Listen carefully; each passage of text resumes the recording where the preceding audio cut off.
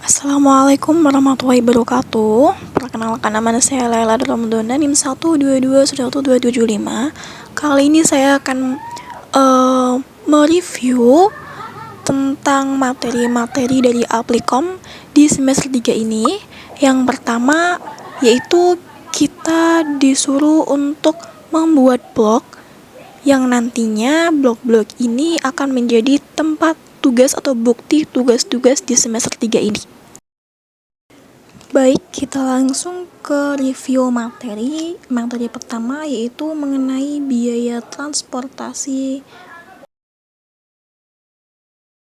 di mana metode biaya transportasi ini digunakan untuk mencari solusi dari bentuk permodelan dengan menggunakan metode kuantitatif. Adapun pengguna aplikasi ini adalah setiap orang yang ingin menemukan solusi dari suatu produk, suatu bentuk permodelan dengan lebih mudah dan cepat. Contohnya dapat digunakan dalam bidang pendidikan. Aplikasi ini juga digunakan dalam praktikum suatu mata kuliah tertentu. Kemudian untuk pembahasan atau contoh soalnya biar lebih jelas, langsung saja nanti bisa dilihat di link ini ya. Baik, kita langsung review ke materi selanjutnya, yaitu biaya mohon maaf yaitu penugasan atau asesmen. Oke, sudah. Di mana metode asesmen ini adalah metode yang digunakan untuk penugasan adalah hukuman dengan metode Hungarian. Pada metode Hungarian, jumlah sumber-sumber yang ditugaskan harus sama persis dengan jumlah tugas yang diselesaikan. Setiap sumber harus ditugaskan hanya untuk satu tugas. Jadi, masalah penugasan akan mencakup sejumlah N sumber yang mempunyai beberapa tugas, sehingga ada N atau faktorial kemungkinan masalah yang dapat dijelaskan dengan mudah dalam bentuk matriks segi 4, di mana baris-barisnya menunjukkan sumber-sumber dan kolom-kolomnya menunjukkan tugas-tugas. Oke, untuk lebih jelasnya langsung saja nanti bisa dilihat di video ini. Di sini ada dua pembagian video, di mana di part 1 ini ada soal 1 sampai 3 dan di part 2 ini ada soal 4 sampai 7. Baik, kita lanjut ke review yang selanjutnya, yaitu kita pilih metode BEP, break even point. Oke. Metode BEP ini digunakan metode BEP atau CVA, metode titik impas break even point atau CVA atau BEP juga digunakan untuk memecahkan masalah lokasi pabrik. Atau CVA digunakan untuk mendapatkan titik indifferent antara dua pilihan yang didasarkan pada biaya tetap dan biaya variabel. Mendapatkan titik indifferent. Adapun break even merupakan salah satu kasus atau bagian dari CVA, di mana kasus tersebut hanya ada satu biaya tetap, satu biaya variabel, dan satu pendapat per unit. Titik break even itu sendiri menunjukkan volume atau pendapatan yang hanya menutupi total cost. Untuk lebih jelasnya nanti bisa dilihat di video ini. Di sini ada dua pembagian video, part 1, di mana part 1 ini untuk soal 1 dan 2, kemudian di part 2 ini untuk soal 3 dan 4. Oke, kita lanjut ke materi selanjutnya, yaitu materi network, yaitu di mana metode network ini adalah sambungan penghubung antara satu titik dengan titik lainnya dalam jangkauan. Ada 3 macam network model, yaitu minimal spanning tree, di mana minimal spanning tree ini menentukan jalur yang menghubungkan suatu tempat poin dalam sebuah jaringan sehingga total jaraknya minimal. Misalnya digunakan untuk menentukan jalan terbaik efisien untuk menghubungkan rumah dalam jaringan listrik dan pipa air. Kemudian ada maximal flow dan selanjutnya ada short slot.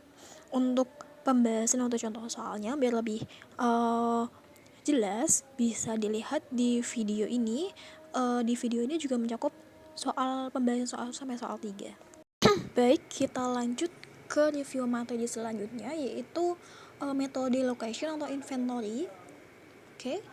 Metode location dan inventory ini digunakan untuk menghitung pengelolaan persediaan atau manajemen persediaan, sedangkan metode location sendiri digunakan dalam model ekonomi basis sebagai langkah awal untuk memahami sektor kegiatan yang menjadi pemicu pertumbuhan. Untuk lebih jelasnya, bisa ditonton di video-video ini. Di sini itu ada dua pembagian video, di mana di video pertama itu membahas tentang metode location, dan di video yang kedua itu membahas tentang metode inventory. Baik, untuk review materi selanjutnya itu ada metode productivity dan metode quality control, di mana metode productivity sendiri itu didefinisikan sebagai rasio output atau input dengan program POM-GM ini memungkinkan untuk menghitung produktivitas dengan sejumlah input dan sejumlah periode waktu. Program POM ini akan menghitung kedua pengukuran produktivitas, yaitu setiap masukan dan juga perubahan dalam produktivitas dari waktu ke waktu. Kemudian metode selanjutnya itu metode quality control. Tujuan dari metode ini yaitu untuk menghitung secara statistik agar memonitori keandalan dalam memenuhi standar kualitas terjaga. Manajemen kualitas yang efektif menghendaki agar supplier dapat menunjukkan bukti bahwa keseluruhan komponen yang mereka pasokkan memenuhi standar kualitas tertentu. Untuk lebih jelasnya nanti bisa dilihat di pembahasan atau contoh soalnya. Di sini ada empat bagian video, di mana di metode productivity ini dibagi menjadi dua video, soal 1 dan soal 2, dan di quality control ini dibagi dua video, yaitu soal 2 dan soal 1 dan soal 2. Oke, kita lanjut ke review materi selanjutnya, yaitu metode linear. Metode linear ini nanti bisa langsung dilihat ke pembahasan soal. Di sini ada banyak sekali pembahasan soal di video 1, 2, 3, dan 4, 5.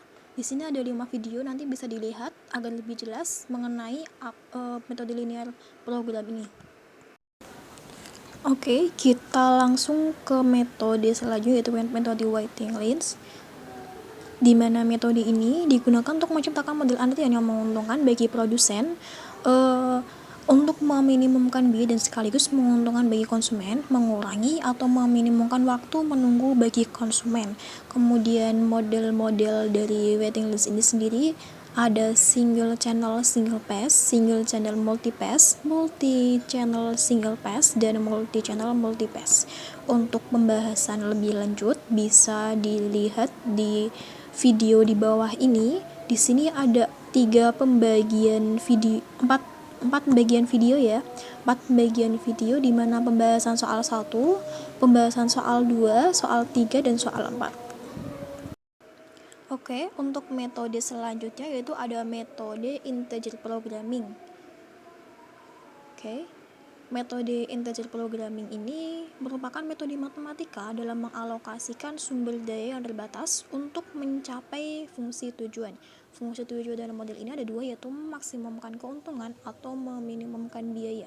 Tutorial ini berisi penjelasan dan praktik penyelesaian kasus pemrograman integer, mulai dari pembuatan model persamaan matematis hingga penggunaan aplikasi perangkat lunak POM-GM dalam menyelesaikan contoh kasus terkait integer.